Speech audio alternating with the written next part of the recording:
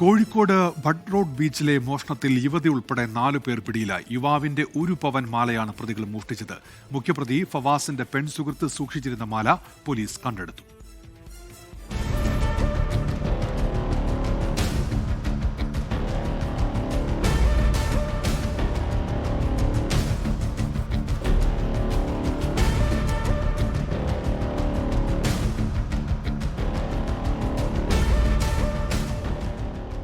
കഴിഞ്ഞ ദിവസം രാത്രിയാണ് ബഡ് റോഡ് ബീച്ചിൽ വെച്ച് യുവാവിനെ ആക്രമിച്ച് പ്രതികൾ മാല കവർന്നത്.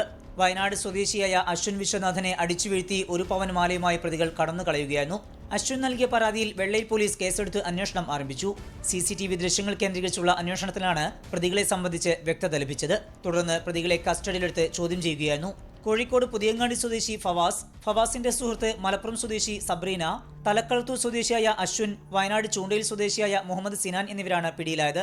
മോഷണം, അടിപിടി, മയക്കുമരുന്ന് തുടങ്ങി നിരവധി കേസുകളിൽ പ്രതിയാണ് ഫവാസ്. വെള്ളയിൽ CIS സുജിത്തിന്റെ നേതൃത്വത്തിലായിരുന്നു അന്വേഷണം.